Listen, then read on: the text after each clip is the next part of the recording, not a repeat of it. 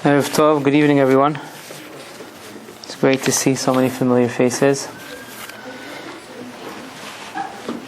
Obviously, we want to thank, as the Rabbi said, Chazak organization for organizing these classes and promoting these classes and working so hard.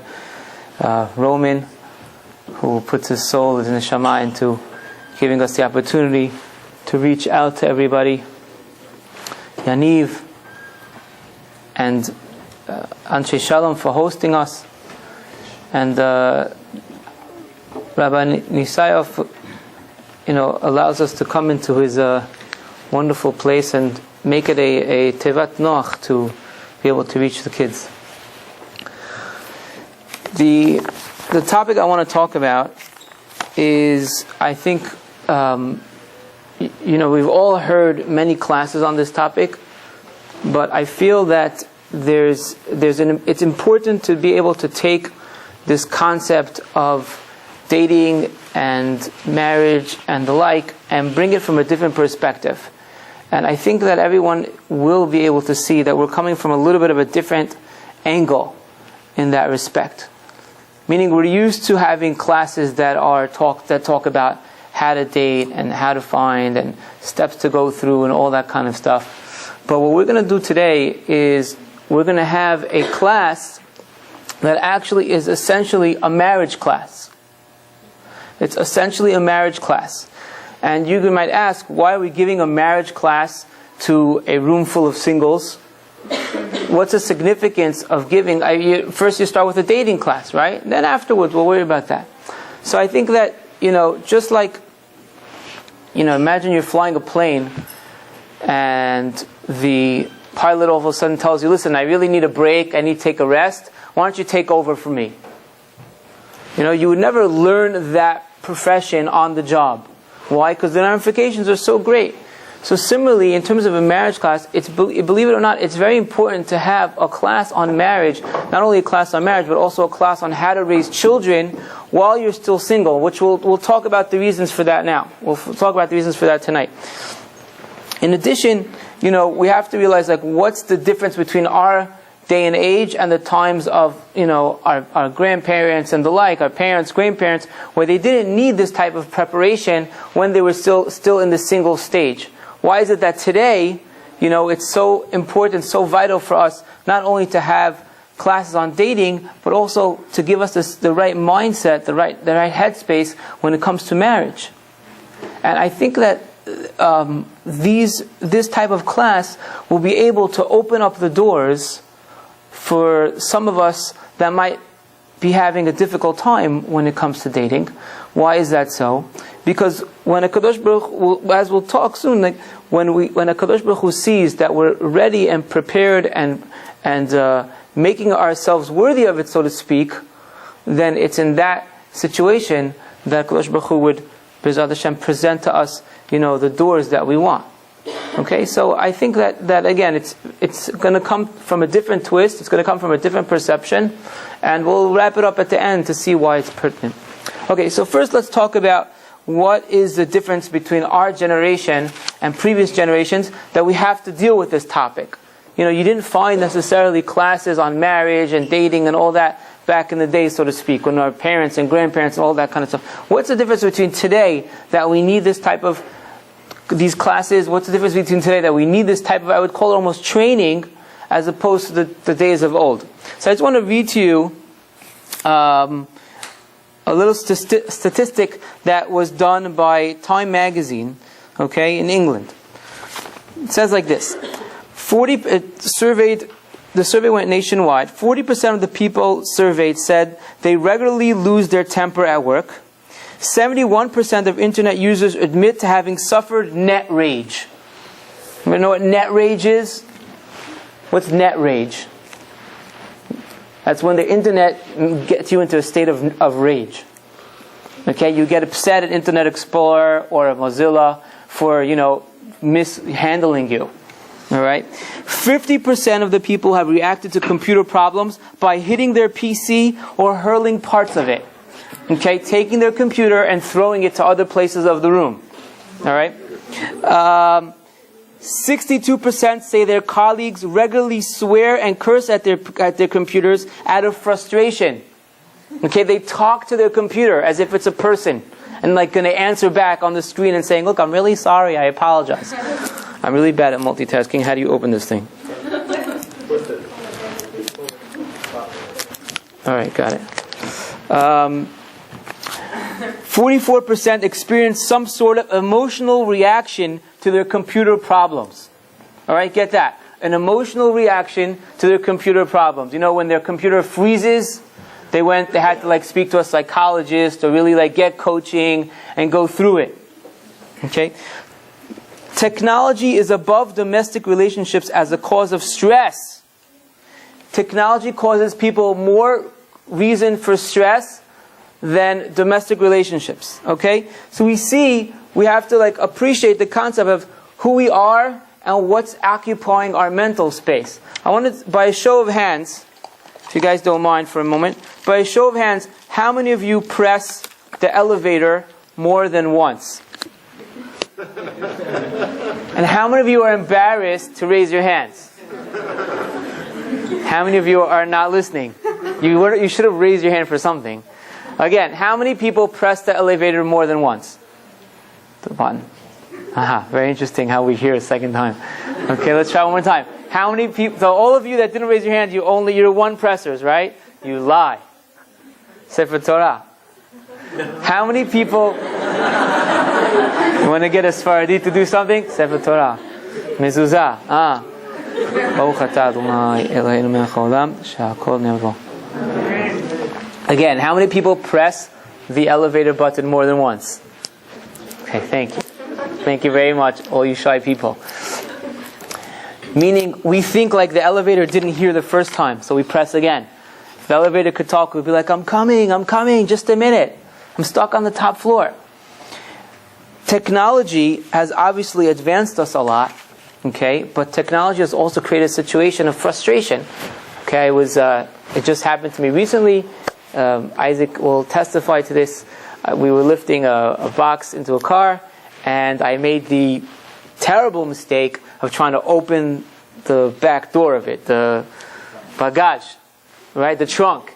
Okay, and he went almost into a fit of, he got a little upset at me. He said, "Don't touch it." I said, "Why?" He had like a remote control that could naturally open it, lest I dislocate my shoulder or something. I don't know what you care about me, of course, right? An opportunity to show me, right? Or technology obviously has forwarded us in life, but it also caused a sense of frustration, lack of attention, lack of patience. Okay, we'll yell at our BlackBerry if it doesn't have reception somewhere, as if it's the BlackBerry's fault. You'll go into a bombarded, cave and expect it just to go out. So with this in mind, we take this all over into our marriage, we take this over into our next step in life. This lack of patience, this concept of everything having to be done instantly. Everything has turned instant. Instant food. We don't cook anymore. We take food, we put it in a box, we press a button, we make it like nuclear waste, and then we eat it. Don't cook, right? We literally see it smoking as we pull it out, but we're okay with it. So, in a sense, this concept of has made us, given us personality traits that we carry over into our married life. It's carried over into our chinuch and how we raise our children. Okay? And that's why it's important to be able to know this beforehand and to work on it. That's what we're going to talk about today. Next thing. A world survey done in the year 2003 of 65 nations was published in the British magazine New Scientist. Get this. The survey found that the world's happiest countries with the most satisfied people are Puerto Rico and Mexico, and those with the most optimistic people are Nigeria. The gross domestic product, meaning like in an average, how much people made in Nigeria, came out to $800 a year. We probably spend more on our phone bill per month. Okay, if you have a regular sized phone bill and you'll go out to eat once, you'll probably spend more on your phone bill than they will make that month, on an average. And yet it claims that they're most optimistic and happiest people. So when they ranked the countries that were happiest and had the most, sense of like optimism and things like that, America came like number 16. Down on the level after Nigeria, Mexico, and Puerto Rico, which is, what makes us think. With all of this luxury and all of these things, and it's not producing happiness, not only not producing happiness, but it's pushing us down on the list. And once again, we take that frame of mind and bring it into our lives. We take that frame of mind, we bring it into our marriages. We take that frame of mind and bring it into the raising of our children. I know a lot of you are looking at me and saying, Rabbi, we don't have any children. Rabbi, we're not married yet. But again, what we're going to be talking about today is coming at dating from a different perspective, into making yourself somebody that's going to, Be'ezrat Hashem, be a kli that's going to be able to open up that door. Okay, starting that process from now is what we're talking about. Okay, when we're talking about levels of frustration and talking to computers and throwing them across the room, and we're talking about, dissatisfaction with life, these are things that we have to appreciate, understand, and be able to work on. Okay? Now, my question to you is, who thought of this concept called marriage? Like, who came up with this smart idea? Who thought of this concept? Who? God thought of it, right? And only God could think of it. Why? Because on paper, and thank God I have a wonderful marriage, and many of you, have been to my house, have been affiliated with different things that I do. But on paper, marriage sounds like the worst business deal possible. Two complete opposites, making them sign a pact to make every decision together in life for eternity. Okay? And I'll tell you what I mean. How many guys, by show of hand, would prefer steak, fries, and a beer, as opposed to like cake? Raise your hand. Okay. Very good. How many girls would prefer steak, fries, and a beer as opposed to a good cake? 3? Okay. Boy, have times changed. We got like 3. Different eating habits, different things that we like. You ever you see like a girl watching a boxing match? Oh, he's gonna hurt him! Stop! Careful! Move away! Guys would get him! Kill him! Go for the eye! The blood! Just the sports that we like to do. That we like to watch and participate. Football and hockey and boxing and race car driving, as opposed to ballet and going to museums and seeing flowers. And that's the guys. Right? You have for example, girls that haven't seen each other in 5 to 7 minutes or so. Talking about in a long time period, not a BB, not instant message, 5 to 7 minutes. As if they just all got out of jail and wow, can't believe it. This is such an experience. You have guys that went through Vietnam together. Okay, they went through Vietnam together and experienced, they saved each other's lives through the forest. They see each other after 45 years or whatever. After they see each other after forever, and what are the words that the guys say? Yo man, want a stoke? Want a cigarette? That's the extent of the conversation. That's it. It's the different perception of how men and women relate to their society, to each other, and things like that. From an emotional perspective, when do guys express emotion? Let's see if any of the guys know. When do guys express emotion?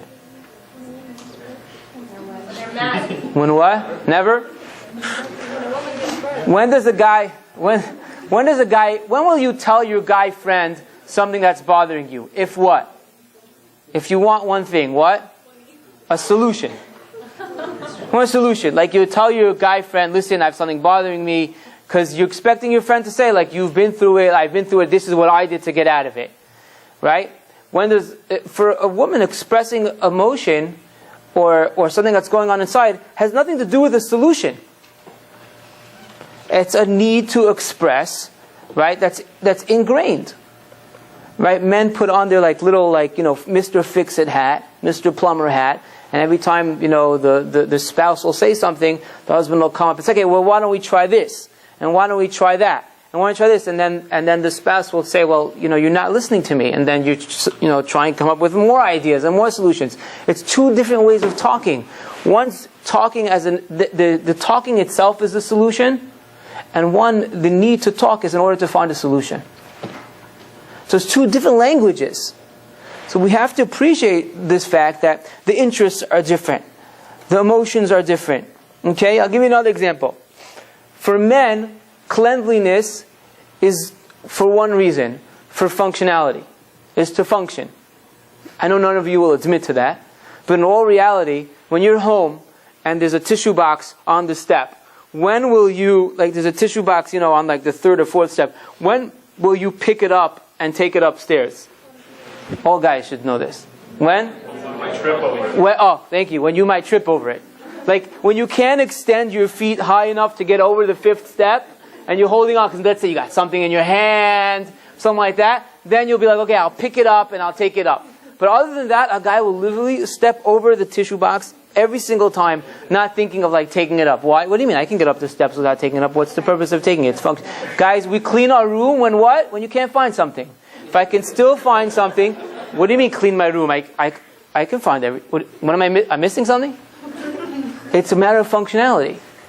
Being able to function. When you step in your dorm room and your foot gets stuck on the grease or whatever it might be, you'll be like, okay, you know what? Maybe I should pick up stuff from the floor, pour a little soap on this little spot, so that it doesn't, nobody step here on this little spot, I just washed the floor. And stuff like that. It's a matter of functionality. For the woman, it's a matter of her essence. It's a matter of her being. Okay? There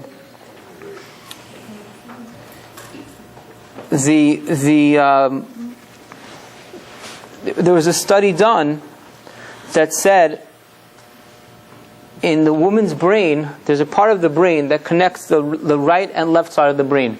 This part of the brain accounts or allows for the fact that women can do multitasking. It's again two forms of talking. It's two different languages. I'll give you an idea. When my wife asks me, for example, I'm holding the baby and the phone rings, my wife will say, pick up the phone. So, what do you mean? I'm holding the baby. She'll say, well, just answer the phone with the other hand. With my other hand, I'm holding the baby. What? I don't understand. My wife could be mixing the pot, feeding a kid with one hand, and then with mental telepathy, ironing. Just the iron just going left and right in a different room. And I'm like, wow. I had a hard time opening the bottle and talking at the same time. I had to stop the class, announce, how do you open this thing? Multitask, why? There's part of the brain, the woman's mind, that connects it, goes from the right to left fast. Ours is, it's stronger it appears stronger in the woman. Ours, I guess, has traffic or something like that. The easy pass doesn't work. You know what I mean? Just a minute, just a second, I'm doing something. You're focusing on that one thing. I'm holding the baby. How do you want me to open the door? I don't understand. It doesn't make sense. You want me to put the baby down and then open the door? So again, and what happens in terms of understanding, it's simply two different creations that are trying to solve the same issue in their own path, and really what it is, it's a different essence, it's a different being. So we have to appreciate that it's simply, created in a different way. Once we know this concept, we understand how each one works, you're able to function better. There's for example, on the men's side, the portion of the brain that's responsible for perception of time is significantly stronger and bigger in the male. The portion of the brain that's responsible for perception of time, understanding time, and the concept of, I don't want to say it, but showing up on time, I guess you could say, is significantly bigger and greater in the male brain. I don't get insulted or anything like that, but the truth is, women are not chayav in mitzvot aseh shazman grama. That means time-bound mitzvot, like tefillin and tzitzit. Women are not obligated. Why? Even God gave up. God said, forget it. It's not going to be. If you had to ask the woman to time-bound mitzvot, just keep her with Shabbat once a week, we're good. Yom Kippur, Pesach, we're okay. Even God, you want us to show miracles showing up on time for a wedding. You know, I know Chazak had 2 flyers. One that said like 6 o'clock on Monday, so we can get here on 8. And then that went. So the perception of time is actually different. Can you believe that? The perception of time is different. You know, yeah. I mean, and just the you know, you know, they did another study. The man's skull is actually bigger and wider than the woman's. The man's body is more braced, is created more for contact. Okay, I mean, the same study said the woman's skull is a little thicker, but I don't think that was significant. It's just you know, it's created for a different. Each person has his own, you know, has his own creation, his own positiveness, his own way, and each person talks his own language. Understanding the difference between them is vital. Okay. Now,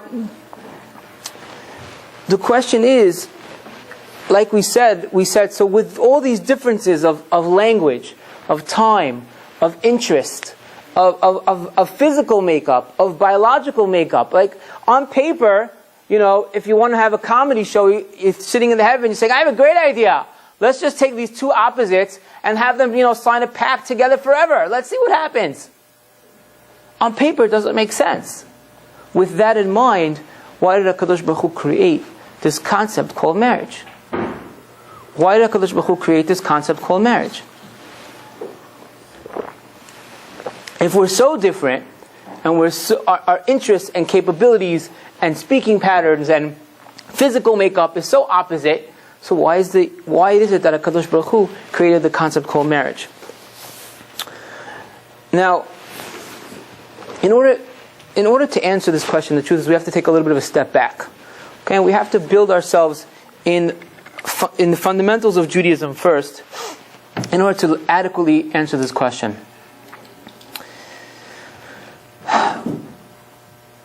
Why did HaKadosh Baruch Hu create the world? Let's have a little bit of crowd participation over here. Why did HaKadosh Baruch Hu create the world? Why did Hashem create the world? What do you guys think? Why did Hashem create the world? Huh? In the ladies section over there in the back. What do you think? I can call you guys by name. I know your names. Why did Hashem create the world? What was the purpose of creation? Come on. I know, none of you pressed the button on the elevator twice, right? Nobody here goes in elevators. In fact, Rabbi, when we're going to a building, we go from the outside. Why did God create the world? Okay. Who wants to expound on that? So we could perfect ourselves. Okay. Close. True. Why did He create? Yeah. To give pleasure? God created us for one reason. God created us because He wanted to give us pleasure. The reason of our creation is so that we can enjoy from this world. From creation. When I say this world, I mean that, you know, creation as a whole, the world's existence from beginning to end. The reason God went ahead and created man, God created the world, is in order to create a being that will be able to enjoy itself, to be able to receive pleasure. So now, with that in mind, is there anything that we can give back to HaKadosh Baruch Hu? If you don't pray, chas v'shalom, does God get a stomach ache? No, there's no such concept. The pasuk says, "Im tzadakta ma titen lo." Even if you're righteous, God's not going to gain anything. God created us in order to receive pleasure. That's the whole reason for our existence, is to receive pleasure. And that explains why it is so that we are always seeking pleasure. There's nothing wrong with that. Our neshama was created that way. The question is, do we know how to satiate it? Do we satiate it with CDs, music, food, and clothing? Or do we satiate it with the right things that are actually going to make a difference and things that are actually going to give us happiness? But the reason the entire world is always looking for pleasure is because that's the way God created our soul. That's the reason He created our neshama. So with that in mind, if God created us to receive pleasure, and we have to keep in mind that there's nothing essentially that we can give God. Even when you do a mitzvah, even when it says we give HaKadosh Baruch Hu nachat ruach, or pleasure, or whatnot, it's in a figurative sense so that we can understand it. But there's nothing we can give Him or take away.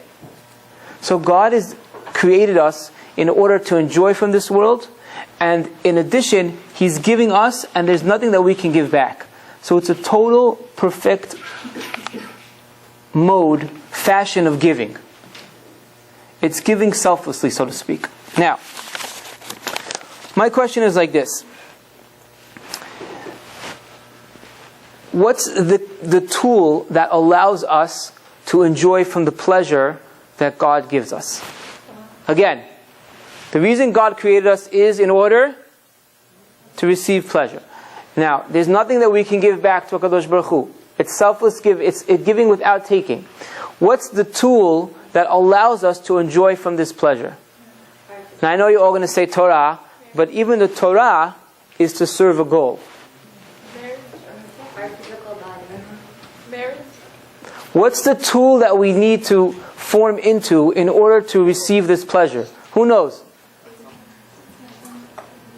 Who knows what the tool is that we need to form into in order to receive this pleasure? There's only one thing. And that is, yeah? True, but the Torah and Mitzvah is supposed to do something. What? Huh? Okay, but it's even a step deeper than that. The neshama is us, but it's supposed to do something. The Torah, the Mitzvot, the Kedusha, everything is supposed to accomplish something. Why? How does it make us able to receive? How does it connect us to God? By doing what?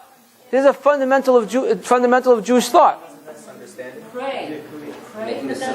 What? It makes us similar to God. That's the answer. The answer, the Derech Hashem says, there's a book called The Way of God, highly suggested reading on the Feldheim's classic list. It talks about this concept at length. Mesilat Yesharim also talks about it, that the purpose of the mitzvot, of the commandments, is to make us similar to God. What's the significance of becoming similar to God? It's very simple. Once you're similar to God, you're able to receive from His pleasure in the world to come. Why? Because if you're similar, you can attach yourself. And that's the ultimate purpose of the mitzvot. The mitzvot are there in order, HaKadosh Baruch Hu wants to give us. In order for us to receive, there's something that we have to do. And that's to be able to connect to HaKadosh Baruch Hu. In order to connect to HaKadosh Baruch Hu, we have to be similar to Him. You can't be different and expect yourself to connect. Imagine they're having a fancy gala event. Everybody's wearing tuxedos and gowns and whatnot. And all of a sudden you walk in with your clown outfit. Your little red nose, and you got your little, clown stuff, and your big shoes, and you think it's a masquerade party. You walk in, toot. You just walk in there, like, expecting to see your friends, and everybody's looking at you like, oh my gosh, what is going on? Why can't you just walk around and say, yeah, I just, sort of underdressed, but whatever, I support the cause, I'm with you guys. Where do I sign up? Because if you're not similar, you can't connect. If you're different, you can't become one. If things are different, they can't become one. With the Kadosh Baruch Hu, if we're not similar to a Kadosh Baruch Hu, we can't become one with the Kadosh Baruch Hu. If we can't become one with the Kadosh Baruch Hu, we cannot receive from the pleasure, the highest level of pleasure, which is connecting with Him in the world to come. It's that simple. That is, in a sense, Judaism in a nutshell. Becoming one with God, being similar to Him, in order to receive the highest level of happiness, of joy. Now, the more we disassociate ourselves, the more different we become from Hashem, the less we can become one, the less we can connect. Now all the answers that you had brought up are going to come into play. What gives us the opportunity to become similar to God? This is one that you already answered. What gives us the opportunity to become similar to God? That's the Torah and Mitzvot. Meaning the goal of the Torah and Mitzvot is to make us similar to God. And I'll give you an example. I want to give you an example.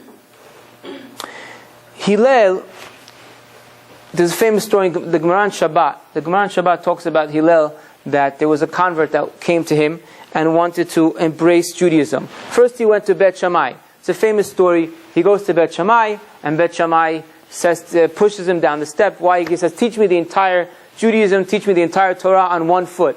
And Bet Shammai says to him, you're making fun of Judaism. He pushes him down the step. Next one, he comes to Bet Hillel. He says to him, teach me the entire Judaism on one foot. What does he say? What does Bet Hillel say? He says, V'ahavta recha kamocha. You should love your neighbor like you love yourself, right? That's the entire Torah. The rest, go out and learn. Now, how is that the entire Torah? There's so many things in the Torah that are not included in interpersonal relationships. How is it that the essence of the Torah is what? Loving your neighbor. Why?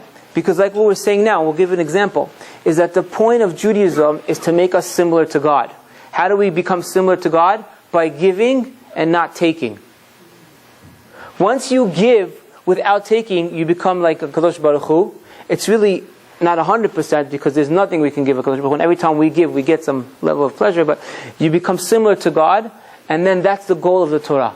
However, we find that there are mitzvot. For example, you might think, okay, he tells you, just give without taking. That's the entire Torah. There are seemingly mitzvot that are not like that. I'll give you an example.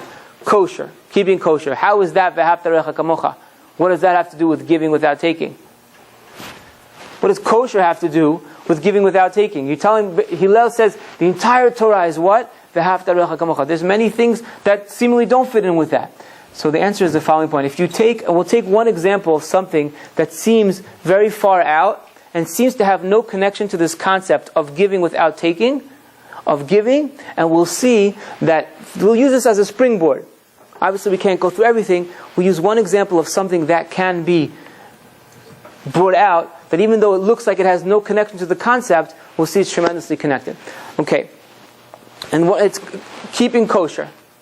What's the connection between that about giving without taking? First and foremost, who's ever seen a shechita knife?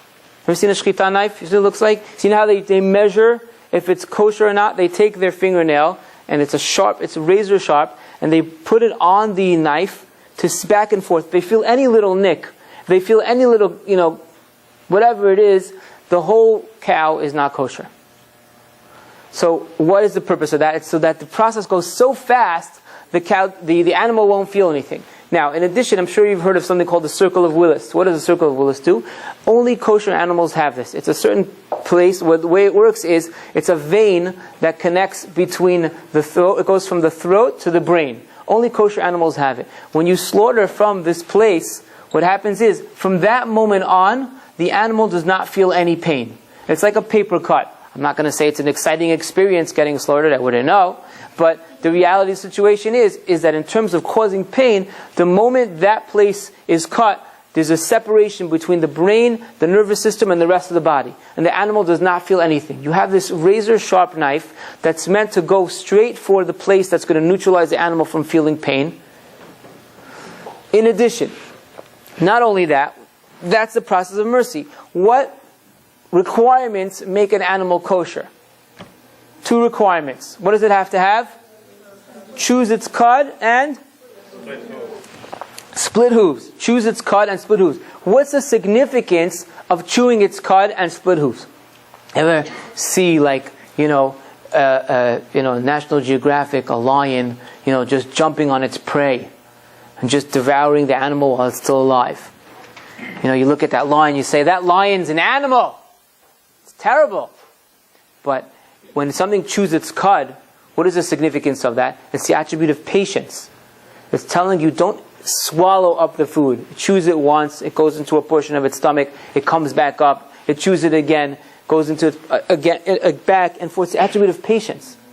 Split hoof, that's the chewing its cud. What is split hooves? Anybody a Kohanim? What is this? The bracha of the Kohanim, when it comes out, the Zohar says, it goes through the fingers, the open hand. This represents giving, this represents taking.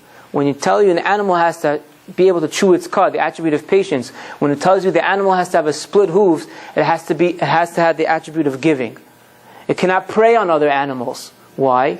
Because again, the attribute of mercy. So you have a process that is merciful, slaughtering it in the most merciful fashion.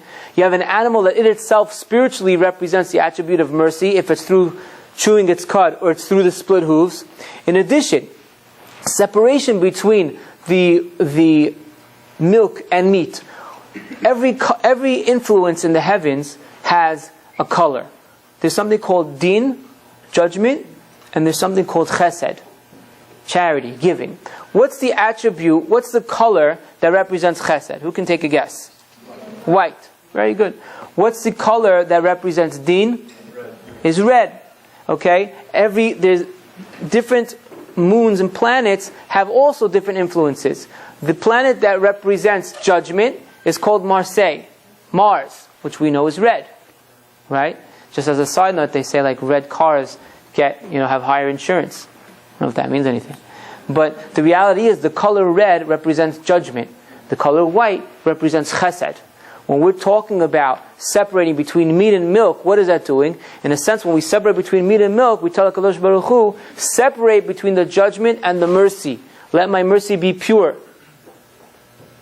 We all know that milk actually comes from blood.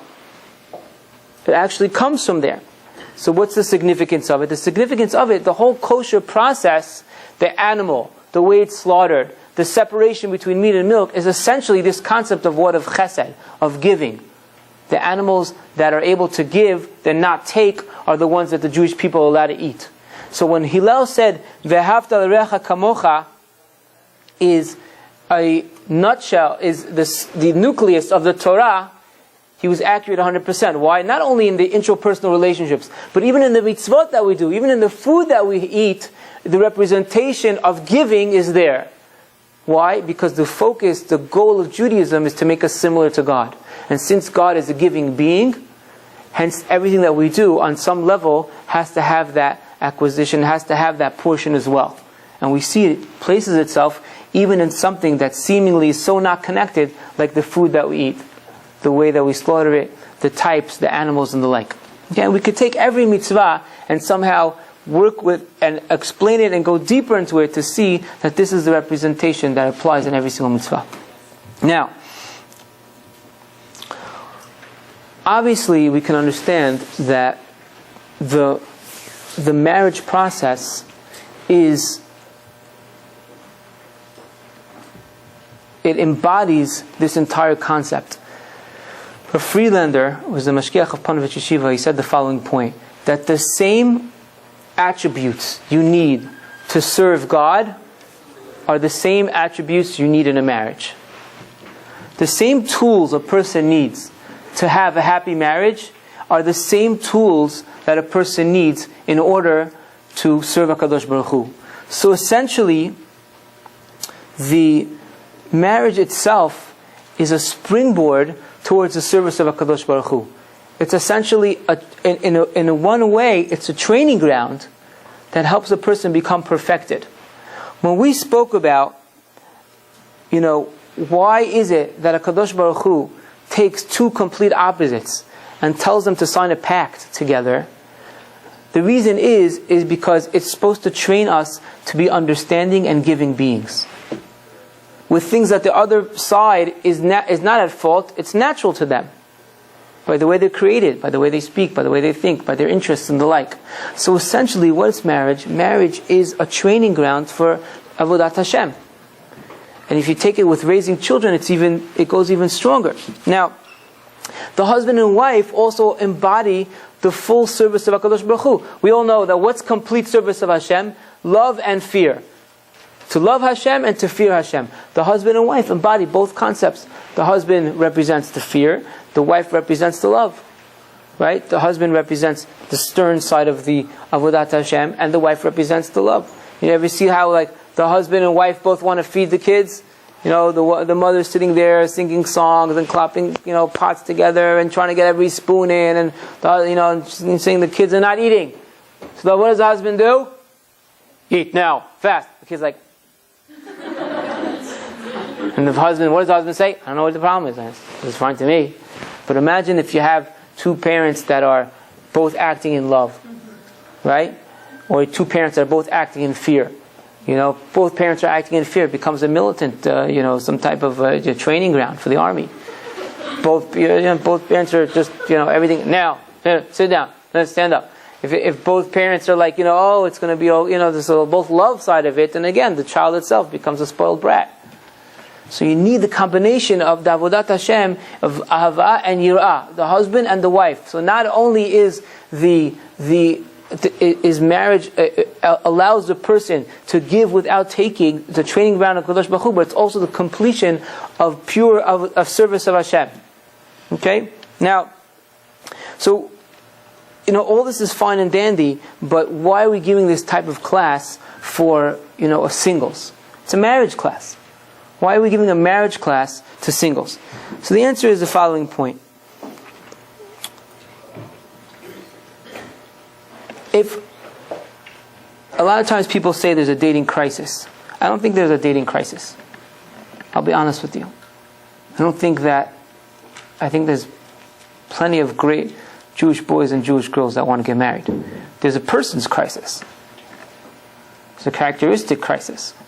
There's a personality crisis. There's an abundance of people that want to get married. The question is, are we approaching it as I like to include everybody when I speak, so are we approaching it as singles, I was about to say. Are singles approaching it in the right frame of mind?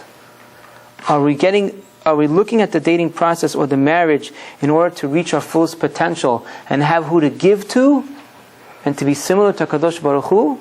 Or are we looking at the dating process, the marriage process, to have who to take from? I need someone to listen to me.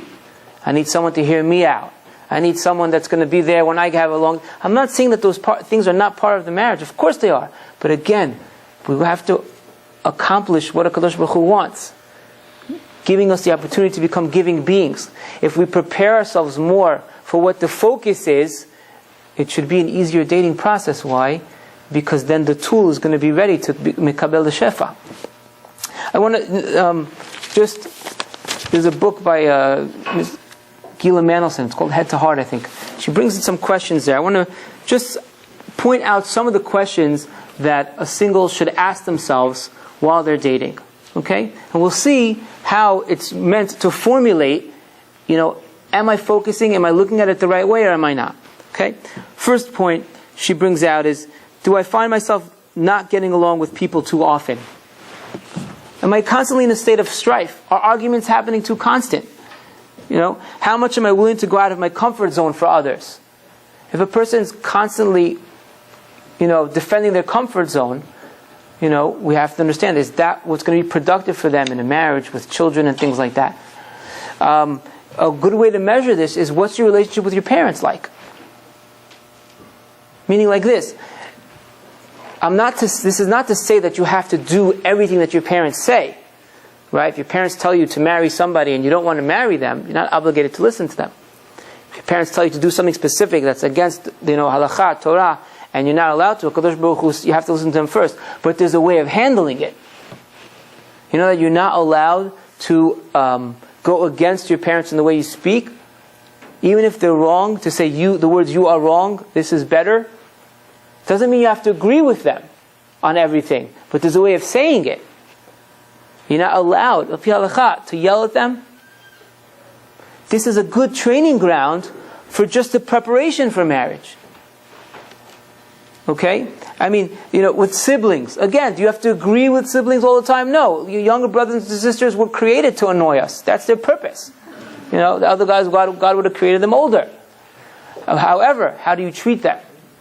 Because these people that you don't have to impress, right? These people that you don't have to, win over, so to speak, it's the same relationship you can have with your children and with your spouse. Okay?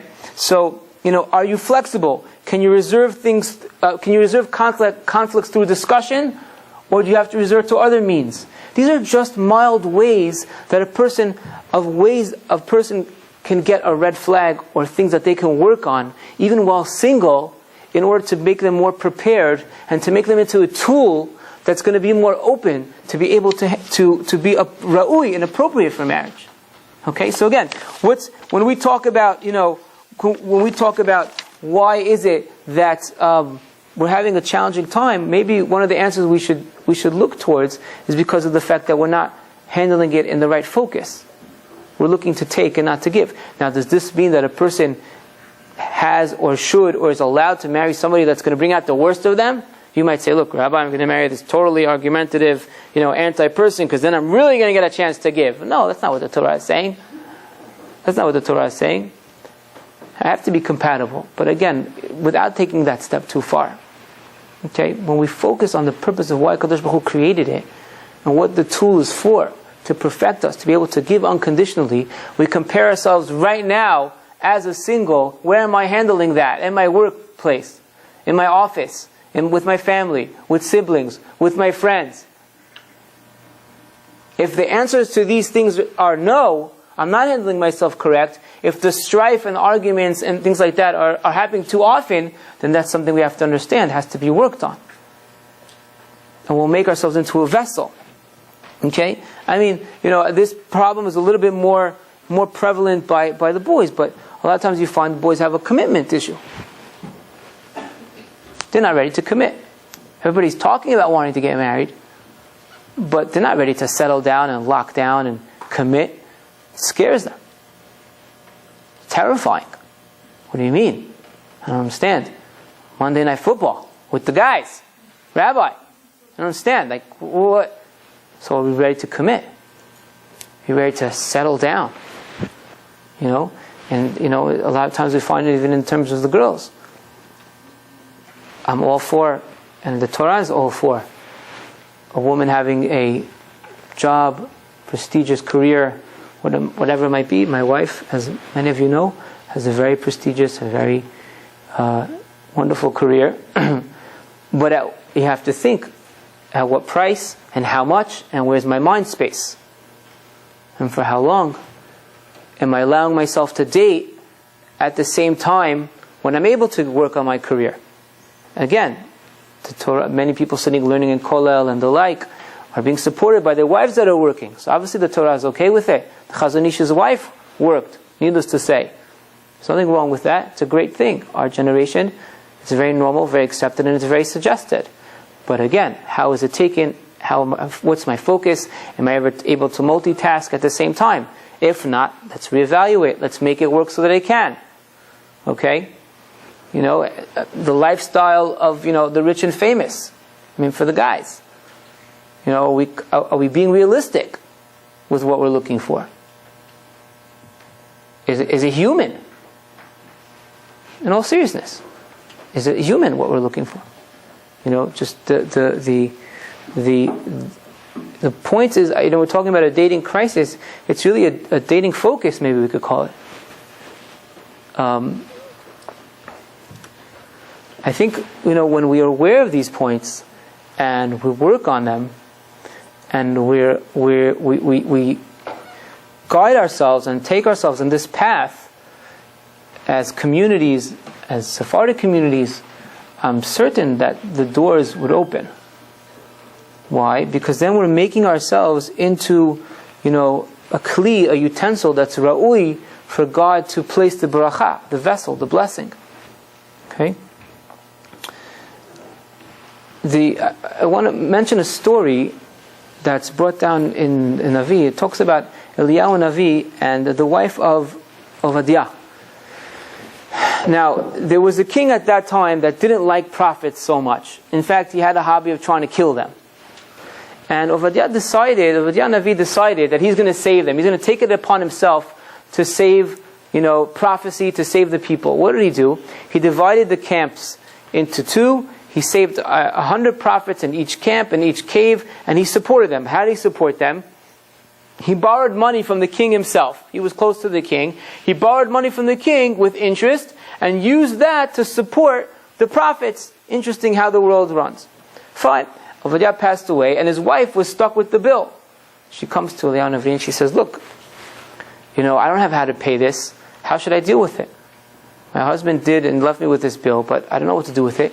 Comes along Eliyahu Navi and he says to her, what do you have in the house? She says, what do you mean, what do I have in the house? What do you technically have in the house that we could bring bracha? She says, I have oil. He says, take all the vessels you could think of, every canister, can, jar, jug, whatever it is you've got, and do me a favor, bring it and borrow from all your neighbors and bring it into the house. brings everything. She fills up the entire house with jugs and canisters and barrels and cups and everything that could store.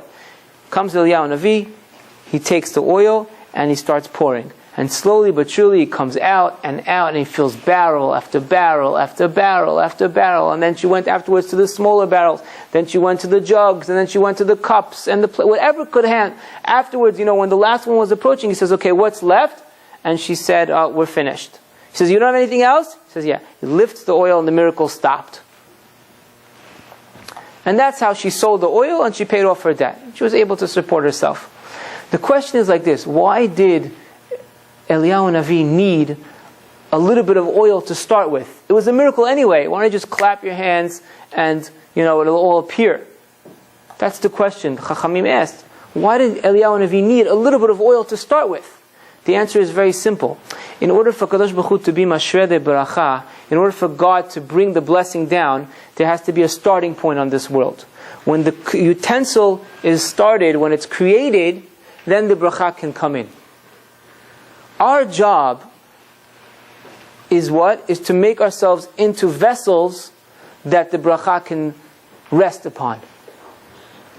It's like we spoke now. We started by speaking about, what our society is like, where it's taking us, where it's taking our focus. We spoke about, the happiness attribute. Then we spoke about what the focus of, why God created the concept called marriage. Why? Because it's a tool that's meant to bring us closer to Him. The highest level and pleasure and enjoyment and satisfaction and meaning is all placed in marriage. Right? But we have to have the right focus toward it. We have to have the right direction with it. And we spoke about the difference between husband and wife, between the male and the female. And why is that? Because God gives us an opportunity to be able to be givers without taking. And then we proceeded a step forward in saying, okay, where are we with that? What's my interpersonal relationship? How am I doing in the circles, in the surroundings, in the places where I'm not, the relationship with those people are not as, I'm not going to lose them if I mess up, so to speak. Your parents, your siblings, your work office maybe. Conflict. Am I giving without taking? Am I ready for that? My comfort zone. Okay, and then we proceeded to speak about this concept that we have to make ourselves into a utensil, into a kli, in order to be shorei de bracha. I'm going to take questions in a moment. We'll have a little bit of a question and answer session. But I want to end off with the following point.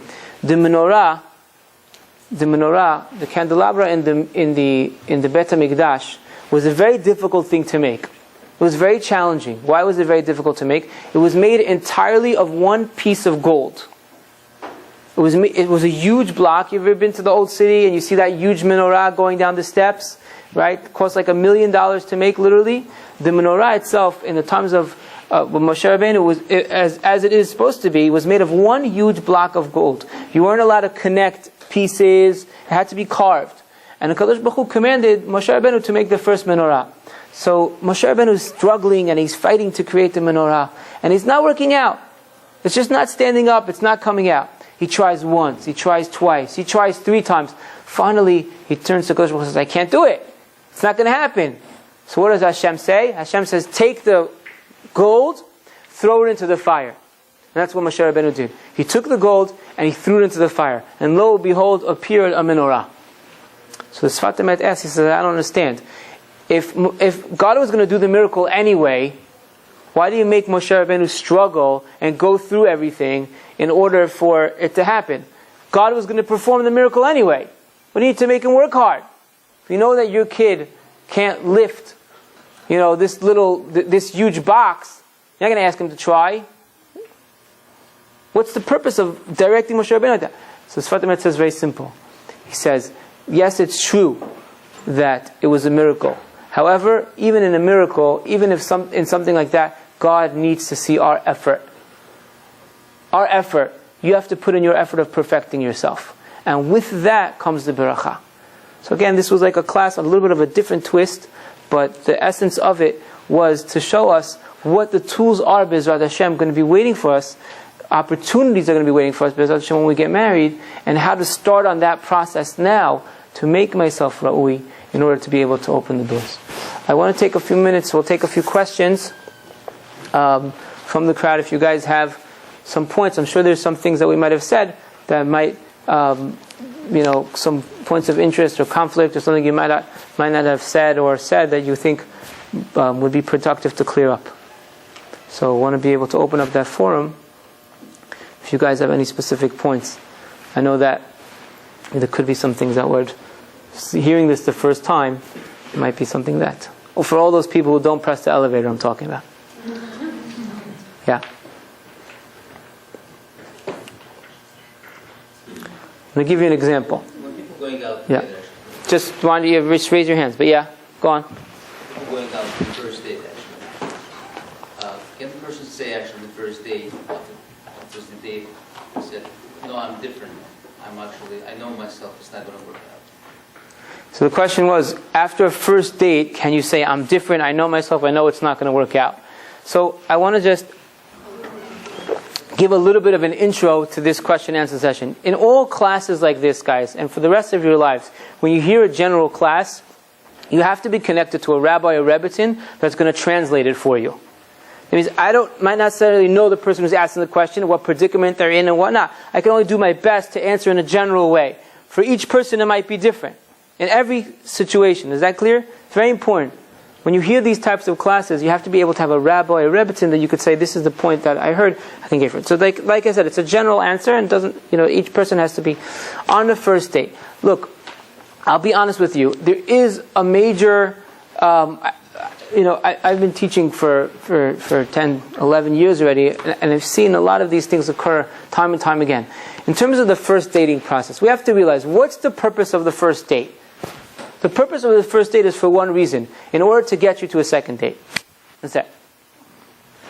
That's it. Why? Because we expect, we see things where, or our expectations from Hollywood, or whatever it might be, are that as soon as I get out of the car and I get into the restaurant or whatever it is, and just the galloping horses are coming my way, and the fields of flowers. I'm not talking about, and then the music is going to go on, and it's just going to be like some connecting funnel, it's not realistic. What could how much can you connect, over one conversation? So again, of course, there's sometimes that the situation, the person, whatever it is not for you, obviously. But you have to be very careful when you use that, because many times students will use it in the wrong situation. The purpose of the first date is to crack the ice and to see if there could be something, if there's not something initially wrong, so to speak. You really can only essentially get to know the person, generally speaking, if the dating's focused and everybody has the right, focuses in mind and things and intentions and all that, after the second or third. Basically, you got to give actually pretty much himself say, okay, second time. Right. The first, like I said, is just to be able to get to a second one. That's it. You don't know the person's name. Hi, are you, how do you expect to have any click with that? I just learned your name. Where's the spark? I don't feel, if a student came, I don't feel any spark. What spark? What is this, an engine? Spark. What is this spark? First one you feel. If it was that, it's important for you to understand this point, guys. If it was that cheap, it wouldn't be worth anything. No, I'm serious. If that spark was, that cheap, that the first date, you meet at a restaurant, you're talking and you pay for the bill, and then you feel a spark. What spark? So you paid for the meal, you left a tip. Wow, what a tip, man! $1.50. This guy's real spark. Point is, the point of a first date, generally speaking, obviously, and this has to be held with the question, like I said, these questions have to be asked individually, but in general is to get to a second date. Okay? Yeah. Great question. Very good question. What other points you might have? Just a question about when you're going out with a person, let's just say you're on different levels when it comes to spirituality. Is that a huge deal? And so to speak, whether it's one party or the other? Fabulous question. The question was going out with someone that is on a different spiritual level than you might be. What's the agenda with that? So the truth is, obviously, the best level is to have the dating process proceed in a way that everyone's on the same level. Many times it doesn't work out that way, for whatever reason it might be. And it depends on the individual case. If the person is growing only because of you, or willing to deal with it, then they're just going to be willing to deal with it before the ring. After the ring, the rules could change. So you have to know that the person is, it's okay to start off with different levels, but there has to be a certain level of commitment and sincerity in order to be able to say, to go with it the full length. Because in a household, you need unity. You need the husband and wife to be united. And we can only understand that if it's not that way, which path would the children necessarily choose? The easier path, which is whichever one's telling you to do less. So again, ideal situation is obviously to start off with it. If it doesn't, I've seen relationships work out, plenty of them, where it hasn't been that way, but there has to be a certain unanimous language between the two. You know what I mean? Like I said, these are, that's how it works with that, generally speaking. Yeah. Mm-hmm. What about this question? Is it okay to date a few people at the same time? Right? All guys like, what's the question? What do you mean? Of course. Okay. I think this is the answer to some of the points that we're dealing with, is trying to, talk about the pitfall, so to speak. What's the flaw of dating numerous people at one time is what? Confusion. You ever go to Best Buy? Just looking for directions, or like wanting a pen? You know what I mean? Like you come out with I can't even pronounce what you buy, with an XP coordinator, a connector to the IV with the wireless. Okay, great. I didn't even know I needed that. That's awesome. You can't find a computer there. Why can't you find a computer?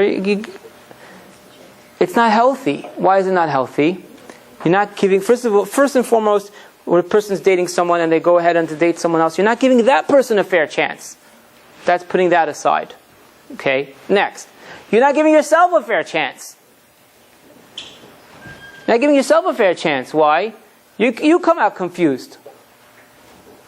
So, dating numerous people at certain times, and the rule is like this: you get nobody, it's always like difficult to date and stuff like that. And the first, as soon as you say, okay, I'm interested, boom, the phone rings, 100 people call you, day in, day out, what's going on, presenting stuff like that. When it rains, it pours. Okay, that's the reality. But still, you're committed to this one person. Stick with that one person. Again, these are general rules. Individual situations have to be spoken about with Rabbi Rebbitzin that knows you, stuff like that. But generally speaking, it's confusing. You don't get clarity on anything. It's not a numbers game and stuff like that. It's a siyata d'shmaya game.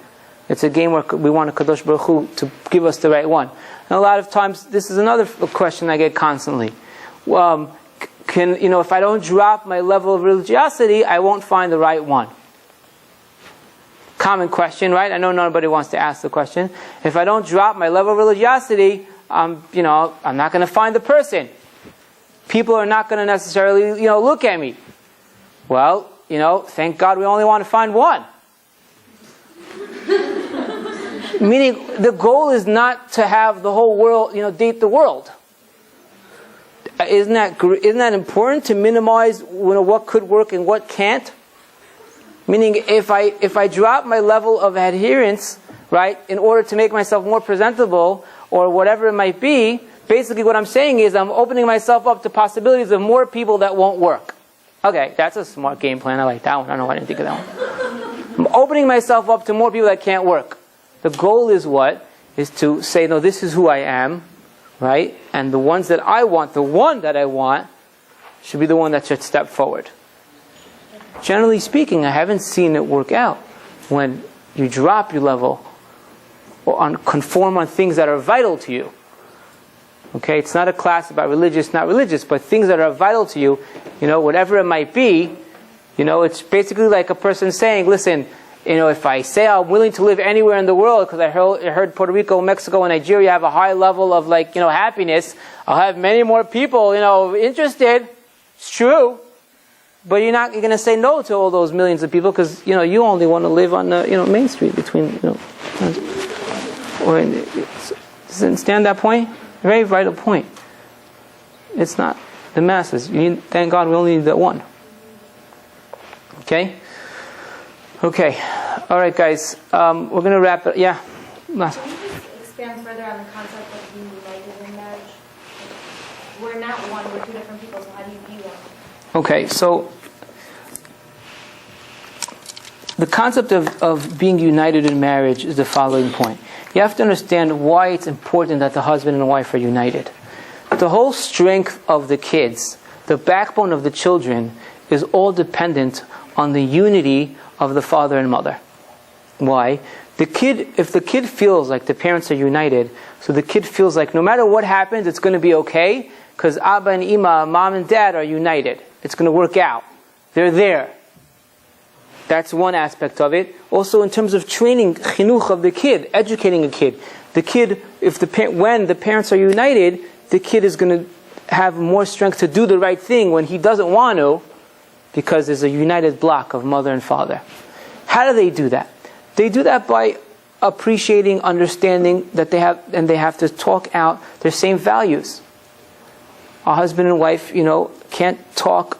We'll say one thing, this one says one thing and the other one says the other thing, and the kid knows who to go to for this and for that and all that kind of aspects of it. If it's sometimes like, did you ask your mother? Yeah? What did she say? No? Okay, so no is the answer. Or maybe it's yes. Whatever it might be. That's a united front. Them having the same value system, speaking out about things, having the strength to clarify the decisions of the family and the like. That's a united front. That's a healthy front for the kids. Yeah? But in what field? I'm saying everything, but nobody's united for the same. No, you don't have to be. That's a good point. In terms of dating, you don't have to. People are always looking for their same exact one. They don't have to be exactly like you. They have to be compatible to bring out the best in you. I'll give you an example with my wife. I am, it's an experience how unorganized I am. It's really an experience. Like when I'm looking for something, like, where's my shoes? And it's over there under the couch. Where are my glasses? They're on top of your head. Like something like that. Typical, It's very organized. Complement each other. So you don't have to be the same in everything, but in the value systems of the house and the direction of the kids in the house and things that are, vital, in that sense, you have to be united. You have to have the same direction. And that creates strength within the kids. Okay, and this is vital and important to tell to singles. Okay, it's important for you to know that at this stage. Yeah. If it was the same, then the left probably would be interested. The what? I'm sorry? The left probably would be interested if two people were the same. The same thing. That would be boring. Right. Yeah. We're all seeking for love, right? That's common ground for everybody in the world. When they get married, look for love. Why do people limit themselves when they have to choose when it comes to Jewish? They have to be Sephardic or Ashkenazi or Hawaiian or whatever it is, Persian. Isn't love comes from a person's quality, not by where they come from? It's a very good question. How to deal with the practical dating situation in our generation, in the sense that we're not in Uzbekistan anymore, and we're not in Iran anymore. I mean, great neck, but I had to get that one in. I hope it's being recorded. Great neck. We're not in Morocco anymore, and we're not in Syria anymore, and we're not, we're just not. Not in Egypt, or somebody's gonna get insulted, or Afghanistan. Sorry, Jack. So the truth is like this. There's more. Let's understand this point. There's more reasons, and there's more chances of a relationship succeeding when there's certain things that are similar. Persians have this whole Toruf thing, which means you could basically be starving, but saying that you're not hungry. Somebody offers you food, you say, no, merci, I'm not hungry. What do you mean, I'm starving, man? Give me the food. I'm hungry. Bukharians have this thing, you have to wake up in the morning, have steak, it's a baby bottle with little chicken inside. It's this Syrians are all business oriented. I've got some Afghani jokes too, Jack. But point being is when things are similar, there's more chances for success. That's why it's healthier in a sense to date within your social, upbringing or community. However, The reality is, as we started saying, we do have to be open-minded, understanding that there can definitely, and for many people there are, compatible spouses that are not from the same nationality. So again, the chances for success are practically more, are higher when they're similar. But to a certain extent, people have to be open-minded. And again, every community has its different norms, has its different status, has its different situations and things like that. But we, essentially we're all growing up together in colleges and things like that, in schools and in the United States or whatever it might be. So even though we might, there is definitely differences, essentially a person does, and it's healthy to open yourself up and say, okay, this could work and that can work. But the starting point, it's more understandable that your own social upbringing is more chances for success. That's very natural, right? Okay. Yeah. When it comes to poor matches, how much of it do you think is attributable to compatibility versus weaknesses? Who? I missed the first part. Poor So we make a big deal about compatibility. Right. How much of it do you think is in the case of marriages or matches that don't work out, is due to compatibility versus weakness? It's a fabulous question. In terms of divorce, why are people getting divorced because they're not compatible or because they're not working it out? Is that what you're saying? Or because they're not themselves either capable or not willing to. So generally speaking, the truth be told is the majority of, it's a very difficult topic to tackle, but you would find that, a lot of it is things that people could essentially work out. Obviously, there are situations where divorce is warranted and very warranted, and the Torah talks about it, and we have halachot about it, and all these kind of things. But there are also situations where a lot of it is just people not being able to work out their own personal issues, and that bridging over into the relationship. You'll have it sometimes. That would be. So the more preparation we have before, I think the more chances for success, and the easier will be to find them. Okay. Okay, guys, we're going to call it a quit. I want to thank you so much for coming, and once again, I do want to thank Anshe Shalom for hosting us, and the Rabbi for being so patient with me. So once again, thank you very much.